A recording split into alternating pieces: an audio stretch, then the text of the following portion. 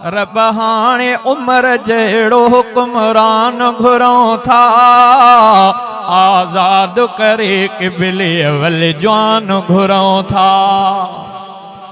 रब हाणे उम्र जहिड़ो हुक्मरान घुरूं था, रब हाणे उम्र जहिड़ो हुक्मरान घुरूं था, आज़ाद करे क़िबले अवल जवान घुरूं था। कंहिंजी न कॾे काणे ओहो गैरती घुर्जे, इस्लाम जो पाबंद सचो उम्मती घुर्जे। फारूक मिठे जहिड़ो मुस्लमान घुरूं था, आज़ाद करे क़िबले अवल जवान घुरूं था।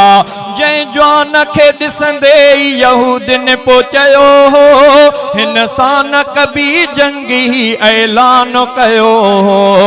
जंहिं जवान खे ॾिसंदे यहूदिन पो चयो हो, हिन सां न कबी जंगी ऐलान कयो हो। अहिड़ो ई वरी रोब में बाशान घुरूं था, आज़ाद करे क़िबले अवल जवान घुरूं था। काफ़िर था मुस्लमान जो अॼु खून वहाइनि, इस्लाम जा वेरी पया बारूद वसाइनि। काफ़िर था मुस्लमान जो अॼु खून वहाइनि, इस्लाम जा वेरी पया बारूद वसाइनि। जो ज़ुल्म इहो रोके, जो ज़ुल्म इहो रोके, सो इंसान घुरूं था, आज़ाद करे क़िबले अवल जवान घुरूं था। रब साईं सगीरन कबीरन जूं सदाऊं, बुध साईं मुस्लमान नियाणिन जूं दुआऊं।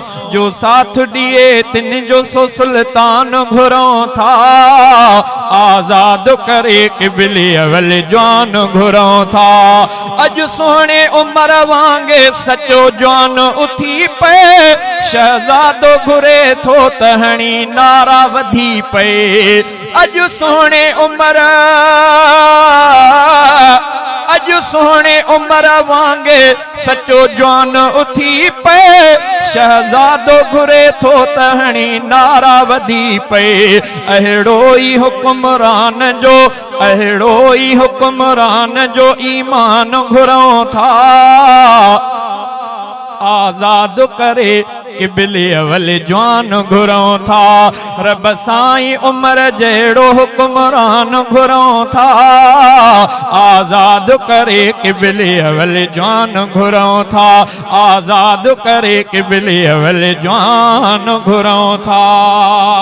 आखिरी शेर अल्लाह साईं हिन दीनी इदारे के आबाद रखे। जो जेके बचड़ा हाफ़िज़ थिया आहिनि, अल्लाह साईं उन्हनि खे क़ुरान जो आलिम बि बणाए।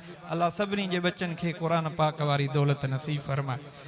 ॻोठ छुटो जोणे ते रब रहमत आहे वसाई, ॻोठ छुटो जोणे जो ते रब रहमत आहे वसाई। तालिब थिया क़ुरान जा हाफ़िज़ मालिक जी थी भलाई, गुल बहकी पया, गुल बहकी पया। ओ